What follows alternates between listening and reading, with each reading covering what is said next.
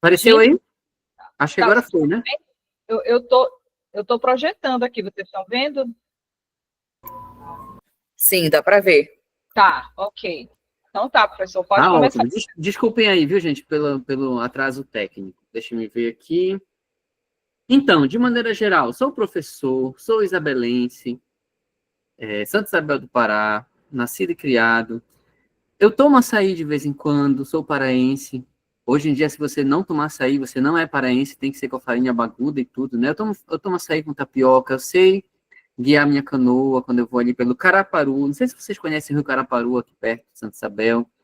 Dentre outras coisas, por, por coincidência, estudei na Universidade Federal do Pará, fiz mestrado em literatura, fiz doutorado em tradução, e quando eu voltei de lá, eu senti essa necessidade de voltar aos meus estudos um pouco mais para, para a nossa terra, né? Eu estudei Guimarães Rosa a graduação inteira, e é um autor, assim, muito importante, se não o mais importante, um dos três mais importantes do Brasil, né? Lá fora, quando você... Eu digo importância no sentido de reconhecimento e obra também, né? É inegável. Se você vai para a Europa, para fora do país, e fala em literatura brasileira, você escuta Clarice, Machado e Guimarães Rosa. Eventualmente algum outro autor, mas esses três são os que nós escutamos mais. E aí a gente, em determinado momento, né, eu acho que todo paraense é meio enrolado na sua bandeira, a gente gosta dessa representação, e na volta de lá, pensei, bom, eu preciso agora fazer esse movimento, como o Benedito Nunes falava, né, outro paraense importantíssimo, perdemos há não muito tempo, ele dizia que ele gostava de sair, Benedito Nunes, né, sair do Estado, porque quando ele voltava com esses olhos diferentes. Então, não é um patriotismo cego, não é um devaneio verde e amarelo, é aquela coisa de você retornar ao seu lugar de origem e conseguir ver a diferença do, do que você cresceu na viagem que você fez, né? Então, seguindo aqui para alguns slides que eu preparei, a gente pode... É você que está controlando? Eu nem sei se o que está projetado aqui sou eu mesmo ou você. Sou eu, Ah, professor. tá ótimo. Então, aqui tem, olha, o processo de tradução e revisão de Chove nos Campos de Cachoeira. É um processo eterno, né? Que nem os nossos colegas têm falado, uma coisa que a gente fica uma aflição de tantas versões da mesma palavra, e a gente fica pensando que poderia ter feito de uma maneira melhor. A gente lê de novo o mesmo capítulo, e se a gente não se despertar, a gente não vai publicar nunca. Então, é um processo de rever, de traduzir. Ele está praticamente no fim, a tradução está ali 95%, e a revisão também está andando bem. Pode seguir, por favor? Para o slide 3. E Ju, coloca para, se for você, coloca para projetar em tela cheia. Você não está aparecendo, gente? Porque eu estou numa Não, não slide. tá. Tu tem que clicar na TVzinha lá do lado. Bem do lado onde aumenta e diminui, bem do lado, primeiro quadrado. Do teu lado Então, esquerdo. Agora, gente. então dá um F5, Não. então dá um F5. F5 que ela pega a Isso, tela. F5. Mas olha só, tá aparecendo o slide para vocês? É isso que Tá eu quero aparecendo, saber. mas está no primeiro slide. E tá É? aparecendo as telinhas do lado, as Entendi. outras. Entendi, tá. Agora, foi? Tá no pressuposto teórico. Só que tá aparecendo a telinha do lado. Tá aparecendo a telinha do lado, é? Tá. É que precisa ser aquela a tela cheia, né? Tela cheia, é. Ah, tá. Tá bom. Tem Certo. aí na tua barra, bem na barra aí, Ju, Tá. onde aumenta e diminui. Ah, tu tirou agora. Eu vou tentar de novo. Tela inteira, né? Tá.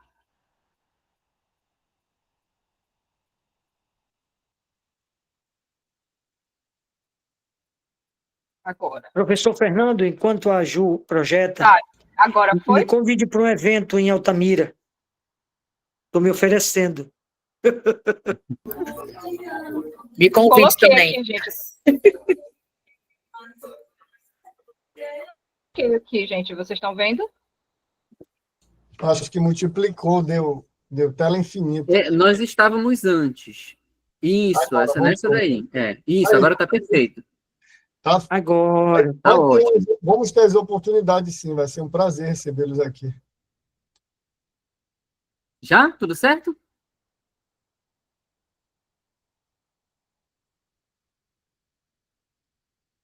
Tudo certinho, professor. Agora eu voltei, Saiu de agora estava novo, certo. Estava certo, saiu. Agora Agora. está certo. Isso, tá ótimo aí. Eu separei alguns temas aqui, para a gente passar bem rapidinho, até porque a hora está bem adiantada já, né? Que guiam, de maneira geral, a nossa metodologia, o pressuposto teórico do nosso trabalho, né? Algumas obras, elas pedem determinado tema. Por exemplo, uma obra como a do Dalcídio, ela precisa de um autor que trate da oralidade, ela precisa de um autor que trate dos aspectos culturais. Aqui, por exemplo, eu escolhi Lloyd, que fala sobre multidimensionalidade e tradução. Esse nome bonito aí, multidimensionalidade, eu tive contato com Lloyd na formação no doutoramento. Mas, lendo outros autores, eu entendi, posso estar errado aqui, mas os colegas me corrigem, de que são vários nomes, cada autor tem um nome específico para uma coisa que é muito importante em toda tradução e que eu acho que é a palavra contexto. A palavra contexto, dentro da tradução, é aquilo que vai nos direcionar, né? Dentro desse processo. Eu acho que cada autor chama um pouquinho diferente. No caso do Lloyd, ele chama de multidimensionalidade. O que seria isso? A ideia de que a linguagem é multidimensional, a ideia de que você precisa prestar atenção às nuances. Isso nada mais é, do meu ponto de vista, do que você estar atento ao contexto cultural de realização da obra, né? Para que não haja nenhuma espécie de apagamento. Outras coisas que nós temos aí, e eu tenho um slide para cada um deles, então eu vou passar bem rápido por esse, que são os níveis de informação, que eu acho que nossa principal base teórica, metodológica, é o campus, o Haroldo de Campos. Também o laboratório de textos, que é um conceito dele. A oralidade da professora Rosa Assis e o caráter universal da obra, que até os colegas falaram ainda há pouco, eu tinha dito que eu ia voltar a isso, com o nosso colega, o Gunther Pressler. Aí eu tenho um slide rapidinho sobre cada um deles. O primeiro, nem vou ler tudo exatamente, mas o Lloyd diz o seguinte: ele parte do princípio de que a própria realidade é multidimensional e entende a tradução como uma questão de inteligibilidade mútua em diversos registros, dentre eles, uma determinada língua natural, de maneira que, se aceitarmos a natureza multidimensional da realidade, olha só isso daqui, ter como objetivo uma tradução definitiva seria uma miragem. Essa é a nossa inquietação, né, de todos os colegas aqui. Essa palavra definitiva é muito difícil. E a gente vai tentar, apesar disso, criar mecanismos para que, sim, nós consigamos uma versão não definitiva, mas pelo menos algo satisfatório, vamos dizer assim, que porque se nós ficarmos no eterno refazer, realmente isso tende para uma miragem, é a coisa do infinito. Muito... É um bom sinal de que queiramos rever sempre, né? Mas, a algum momento, eu acho que a gente precisa publicar. Podemos seguir para o outro slide, que fala sobre a sentença absoluta, os níveis frasais. Também não vou ler tudo, mas, de maneira geral, nós trabalhamos com esse conceito do campus, né, de que a frase ela tem 3 níveis. E na hora da tradução, um dos principais problemas que acontece é que nós observamos, né, em vários estudos, principalmente quando eu estudava ainda mais Guimarães Rosa, que você tem um projeto estético, e esse é um dos níveis da linguagem, mas na hora de traduzir, sempre há aquela tentação de você explicar o que não está explicado. Tem uma metáfora ali, ou mesmo um ditado popular, alguma coisa que tem caráter estético e que na hora de fazer a tradução, às vezes você cai na tentação de explicar, pensando que o seu público-alvo não vai entender, né? Mas a gente precisa resistir a essa tentação. E aí você vai ter 2 caminhos de tradução, que eu vou falar também ligeiramente já já. Pode passar para o próximo slide.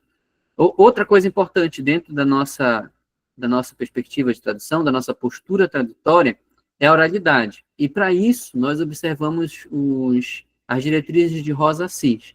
Ela diz, por exemplo, que tomando o parâmetro de valor sociocultural ou prestígio como foco, e isso aqui é tão perigoso, tá?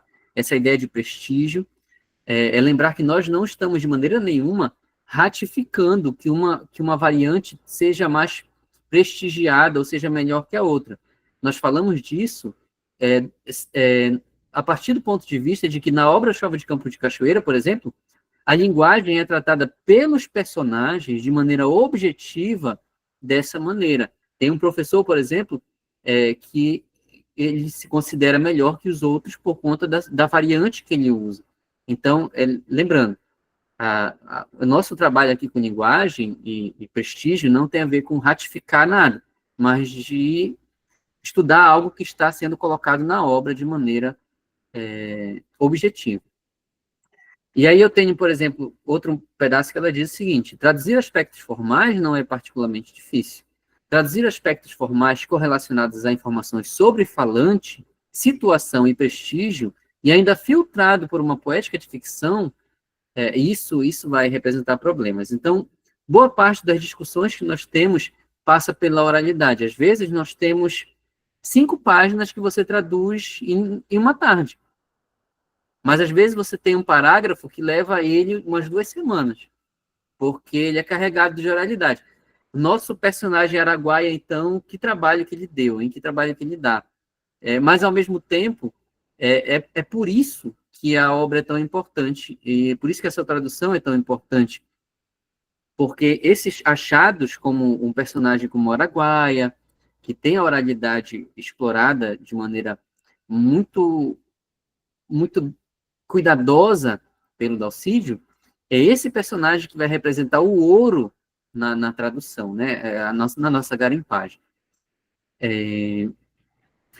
Outro aspecto que os colegas já falaram, que é muito importante, a gente sempre precisa dizer. No que diz respeito a este aspecto, Gunther Carlos Pressler escreve no ensaio Dalcídio Jurandir, A Escrita do Mundo Marajoara não é regional, ela é universal, em que aponta o autor Marajoara como parte do grito do absurdo na literatura moderna brasileira. Para ele, os aspectos regionais da obra de Dalcídio não são genéricos e expressam a qualidade humana como tal. Então, eu tenho pensado, inclusive, nisso ultimamente, até escrevi um prefácio esses dias da obra do João Bosco Maia, um escritor isabelense, foi presidente e fundador da Academia Isabelense de Letras. Eu fico pensando, esse caráter de universalidade, às vezes ele está mais no leitor do que no próprio texto. Às vezes é o olhar do leitor que consegue pensar naquela metáfora e dizer, nossa, isso aqui está acontecendo comigo. Então, aquele drama, ele não é regional, ele é universal, né? Você olha para uma música, por exemplo, do Nilson Chaves, e ele diz, aquelas águas que subindo forçaram a gente a se mudar. Feito aquelas águas que subindo que forçaram a gente a se mudar. E aí você tem o rio, que é um elemento nosso, né? Mas ele não limita o texto. Pelo contrário, né, essa metáfora pode ser entendida por alguém de outra cultura, inclusive o próprio símbolo do rio, ele é algo que nos representa, mas para outra pessoa pode ser outra coisa. Eu posso ter, por exemplo, alguém que está sendo forçado a se mudar por conta da construção de um shopping center. Né? E essa pessoa olha para a música e pensa assim, poxa, olha, o rio sobe, talvez a construção de uma hidrelétrica, por exemplo, né, faz com que uma comunidade tenha que sair dali. Então, eu acho que esse caráter universal, ele está presente na obra, claro, um projeto do autor, mas às vezes ele também parte do ponto de vista do leitor, né, que estabelece isso na hora da leitura. Deixa-me ver, eu coloquei metodologias com S maiúsculo para lembrar de que nós já testamos várias coisas, né? Lá no começo, nós, ingenuamente, queríamos cada um traduzir os capítulos e depois comparar um por um, né? É uma coisa muito ingênua. Nós fizemos isso por algum tempo, mas depois se mostrou. É claro que seria o resultado seria excelente, né? Que você cada um pudesse traduzir cada capítulo e comparar um por um, mas seria daqui a 120 anos, talvez, saísse a produção do Chove nos Campos de Cachoeira em língua inglesa, né? Então, nós pensamos nas frentes de tradução. Cada um traduz um capítulo, ou, às vezes, alguns capítulos maiores nós cortamos em pedaços. Já fiz isso com a Jussara uma vez, né? Nós pegamos cada um pedaço do capítulo. E aí, para homogeneizar tudo, nós temos algumas diretrizes, para que não fique muito dispar, né? A tradução, nós temos algumas diretrizes importantes e nós fazemos a revisão um do outro. Então, nós temos as pastas lá no nosso... Nós temos a pasta lá do nosso trabalho e aí cada um pode entrar a qualquer momento e fazer a revisão do trabalho. Outra coisa que nós temos usado bastante, até a professora Juliana falou ainda agora que ela teve que colocar, se sentiu... na necessidade de colocar imagens no trabalho dela, né? Porque às vezes a gente sente essa necessidade. Então, um instrumento de desambiguização que eu tenho usado, que nós temos usado, é a pesquisa de imagens. Eu tenho um exemplo daqui a pouco para mostrar para vocês nos slides, espero até que dê tempo.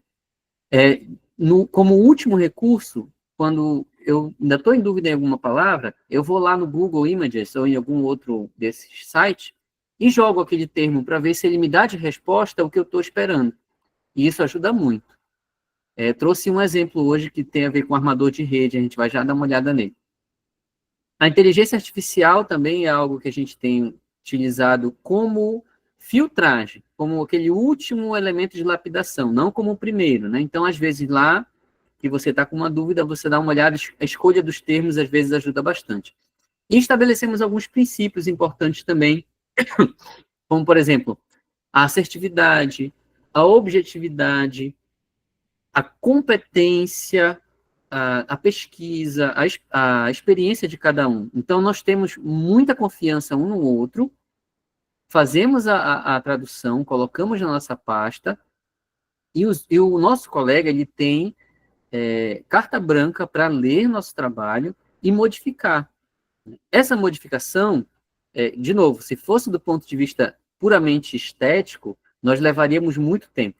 Então, nós acertamos que essa nossa revisão, ela deve focar, por exemplo, em erros objetivos, coisas que estão objetivamente erradas. Eu escrevi uma palavra errada, e aí alguém vai lá e corrige. Padronizações, né? A nossa própria experiência, às vezes tem um trecho que você lê e você lembra, como um dos colegas mencionou, vai conversar com a tua avó, vai conversar com a tua mãe. Então, várias vezes eu saio do quarto aqui, vou lá, pergunto, mãe, a senhora conhece tal termo? O Dalcídio falou isso e aquilo. Aí ela, minha avó falava disso, isso. Então, a nossa tradução, ela é de um grupo diverso, mas ela é de um grupo muito mais amplo do que nós já somos, porque ela leva em consideração os meus familiares todos aqui. Eu converso com cada um. Tem um que é engenheiro agrônomo, a minha mãe era professora de matemática.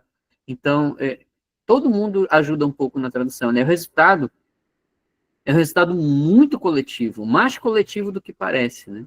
Quando for publicado, eu faço questão do nome de todo mundo que ajudou a estar lá, para que se tenha essa certeza que não é de maneira nenhuma demagogia, é um resultado de um esforço de grupo, né? Então, esses princípios a gente tem utilizado, porque se você for ler um texto que não tem um erro objetivo, e amanhã você for ler de novo, e outra pessoa for ler, você vai ficar modificando para sempre. Então, a ideia é que, se não tiver um erro objetivo naquele trecho, a gente deixa como está, e quando a gente tem alguma dúvida, geralmente a gente usa cores. Coloco ali em azul, em vermelho, alguma coisa que eu estou em dúvida, para indicar para os meus colegas que aquele trecho ali, para eles revisarem com mais calma, porque eu não tenho certeza do que eu fiz, né? Então, é sempre esse exercício. E acho que outra coisa muito importante dentro do nosso grupo é que a gente não tem essa coisa da ciumeira, né? E a gente tenta trabalhar muito a ausência de qualquer problema com feedback. A gente corrige, não tem problema nenhum, a gente não fica... A gente sempre pensa lá na frente.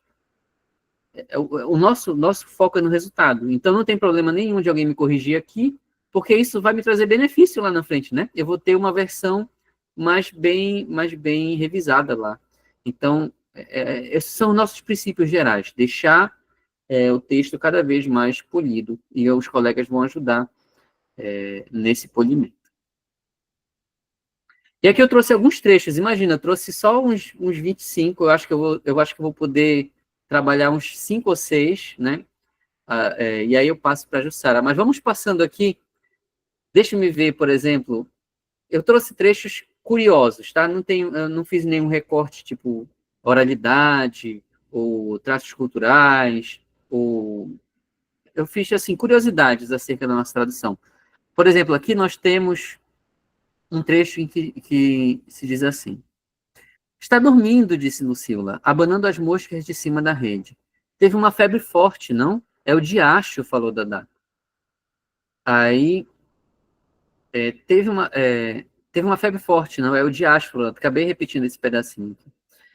E aí nós temos, por exemplo, na palavra diacho, é uma forma de você não dizer diabo, né? Para evitar dizer uma palavra que tenha ali uma espécie de superstição. Então, para evitar dizer diabo, as pessoas falam diacho. E aí, nós, na língua inglesa, precisamos encontrar um mecanismo de fazer algo semelhante. E lá nós temos a palavra heck, por exemplo, que é uma forma de evitar o uso de hell, que não é necessariamente diabo, mas está dentro do campo semântico ali, né? São escolhas que a gente faz. Aí eu deixei logo em vermelho lá na tradução, justamente para que algum colega venha e encontre o termo mais adequado. Dá um pulo para um outro trecho aí.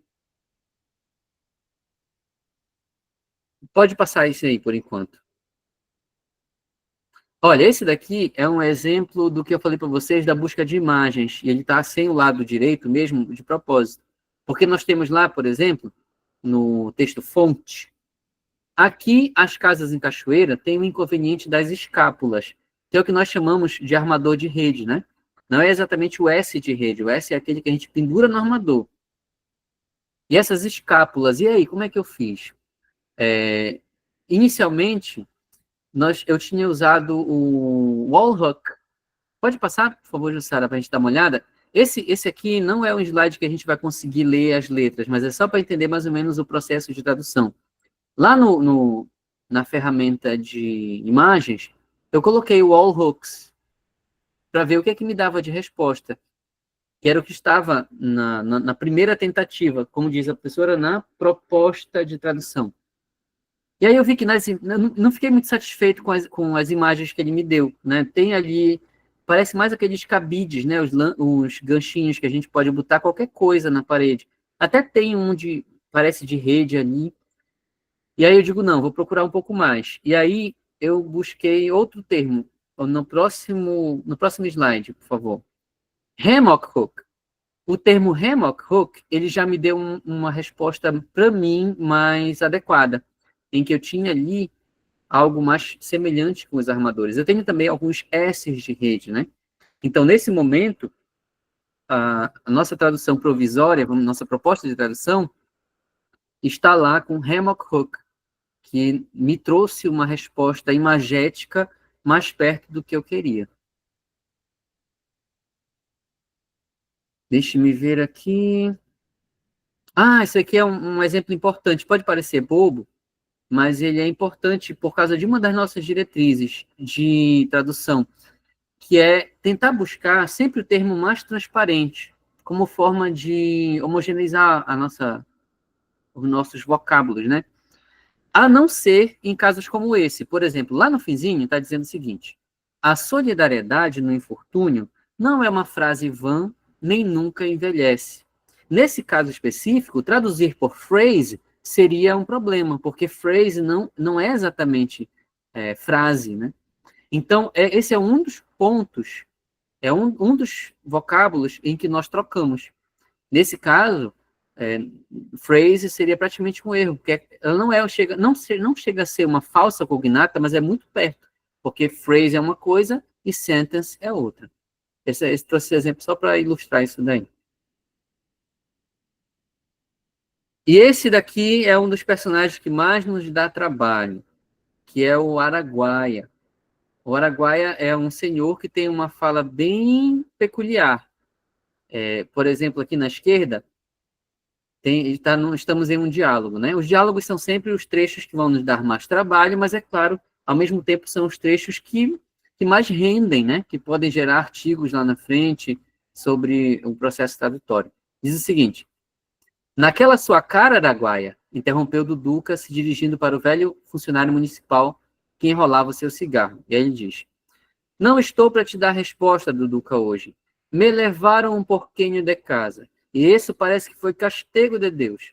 Tanto que caçoei do Antônio do cabresto dele. E aí, como é que você vai fazer para reproduzir, né, essa fala diferente? Você precisa procurar uma forma de marcar essa oralidade, porque senão você apaga esse aspecto cultural do personagem. Aí lá no outro lado nós temos: I'm not in the mood, Duduca, to give you an answer today. They took a little pig from my house, and thus looks like it was God's punishment. So much that we made fun. Esse procedimento, o primeiro a fazer isso foi o professor Sérgio Pinto, de trocar ali algumas letras da palavra para buscar reproduzir a oralidade, né, do Araguaia. Então, por exemplo, você tem ali a palavra little, que em inglês geralmente é reduzida no ambiente de oralidade, descontraído, para little. Só que ainda assim nós temos o E no lugar do I. É a mesma coisa em pig e punishment. E assim você consegue compensar, né, esse traço importante da oralidade. Deixa-me ver mais um ou dois exemplos antes de passar. Essa é outra fala do Araguaia, né? Olha, you are provoking this because I didn't want to serve as a witness for your case against Ribeirão, but if you didn't hear Ribeirão to say, então vocês conseguem perceber várias modificações na fala do Araguaia, né? Aí na esquerda você tem: olha, tu estás provocando isso, porque não quis servir de testemunha para o teu processo contra o Ribeirão. Então é uma forma que a gente encontrou, que mais precisamente o professor Sérgio encontrou, e aí eu tentei reproduzir nos demais trechos em que o Araguaia fala. Toda vez que eu estou traduzindo e eu estou naquele ritmo bom, né, de 3 páginas por hora, aí quando eu chego no Araguaia eu digo: Senhor, lá vem esse Araguaia me dificultar a vida. E na verdade, é algo muito bom, né? Porque eu tenho certeza que são esses os trechos que vão ter um resultado muito mais importante para a nossa pesquisa. Podemos passar para o próximo slide, deixa-me ver. Eu gosto desse daqui, foi uma outra curiosidade, porque tem um termo, não sei se vocês concordam comigo, vocês que são tradutores há muito mais tempo do que eu, tem uma palavra que as pessoas vivem dizendo, né, que eu acho que com algum grau de romantização, de que ela é intraduzível, isso e aquilo, que é a palavra saudade. E eu não sei, eu leio e releio a palavra yearning, e também longing, às vezes, e eu fico pensando que ela traduz tão bem, eu vou pegar muita pedrada, ainda mais que eu vou colocar no YouTube esse texto, mas para mim traduz tão bem a palavra saudade. E nesse caso aqui, como é um trecho de uma cantiga, nós ainda tivemos que ter cuidado com manter a rima, né? Então nós temos na esquerda: um coqueiro bem ao lado, que coitado, de saudade já morreu. E à direita, nossa proposta de tradução está: a coconut tree right next door, that old poor... Eu dei uma forçada aqui para rimar, tá? Already died of yearning. Então, eu fico bem satisfeito com a palavra yearning. Depois a gente vê nos comentários aí, nos colegas, se vocês também ficam satisfeitos. Mas eu gosto da palavra yearning para saudade. Eu não romantizo tanto a tradução dessa palavra, não. Seguindo, eu acho que eu vou dizer mais um exemplo, 2, e aí eu passo para a nossa colega Jussara. Vontade de falar sobre cada um desses exemplos, mas enfim, vamos seguindo para mais um outro. Vamos passar desse. Vamos passar para outro. Mais ainda. Ah, esse aqui também eu acho legal. Volta esse daí, por favor.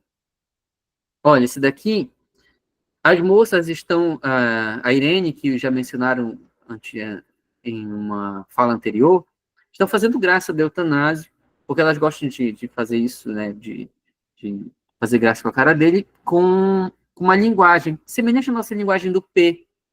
É uma linguagem que só elas entendem, e aí, para traduzir isso, como se faz, né? Aí tem à esquerda, ela diz, da farrá de ferré de ferri, era uma linguagem muito usual de Irene, muito usada nesse tempo pelas moças de Cachoeira para maltratar a eutanásia. E as moças riam. Da farrada, ferré de ferri, do forró do furru, da dedi dodô. E à direita, eu coloquei como uma proposta a Bal, Ebel e Bill. Porque é é como se fosse a língua do P, na língua inglesa, né? Que é uma forma de brincar com a língua, tentando fazer com que a mensagem fique cifrada.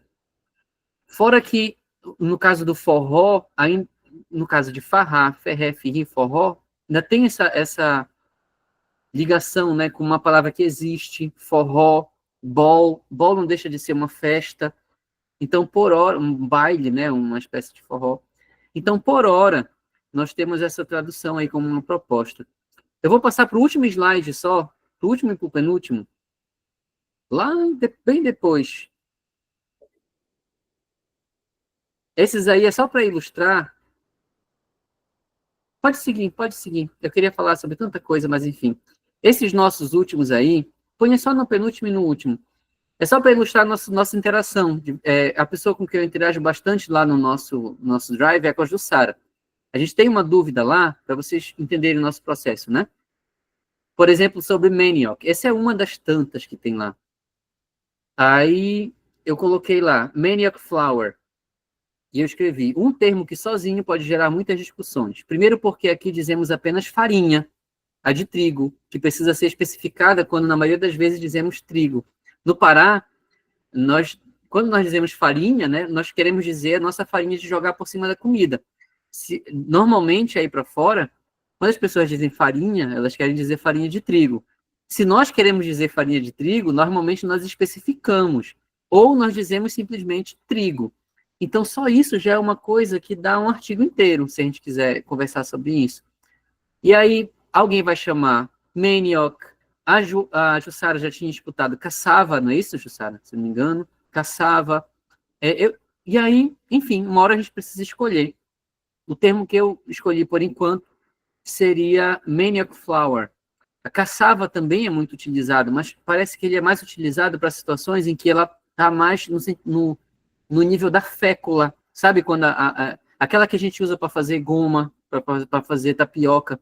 Então, é só para que vocês entendam o tempo que a gente gasta nesse processo. É com muito carinho que a gente faz tudo isso. A gente fica repensando, e vai no Google, e vai com a mãe, e vai a gente fica pensando, vai com o colega, para que no fim a gente tenha um resultado bem, bem apurado. Vai sair com um monte de problema, com certeza, né? A nossa versão final, mas, enfim, os autores produzem, os críticos criticam, os tradutores traduzem, e vai ser, com certeza, vai ser com muita felicidade que nós vamos ver as pessoas indicando problemas, inclusive, na tradução, porque com certeza vai ter na nossa versão final. Nós queremos ainda estamos nessa busca por um falante nativo, para que ele faça uma revisão ainda última, né, antes de que consigamos publicar. Gente, eu queria falar 1000 outras coisas, assim como, mas até em respeito aos colegas que fizeram tão resumido, né, e tinham também tanta coisa para falar, então eu já encerro minha participação por aqui e passo a palavra para a nossa artista. Aliás, eu nem falei do nosso laboratório de textos, né, que o laboratório de textos é uma metodologia do Haroldo de Campos que fala justamente, é o que eu tinha dito no começo do nosso evento, de que essa é muito benéfica, essa vinda de alguém da história, alguém de outro estado, alguém da linguística, alguém da arte, um artista como a Jussara, por exemplo, agora.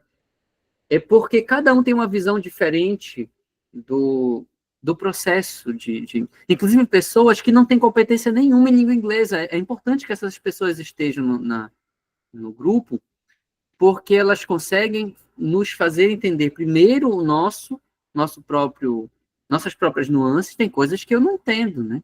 E eu sou nascido e criado no Pará, numa cidade do interior. Então, nem sempre a gente vai conseguir o próprio nível de tradução intralingual. Depois, vencida essa barreira, nós vamos para os outros níveis. Então, é só uma amostra do nosso trabalho, agradeço muito e a presença de vocês e a contribuição de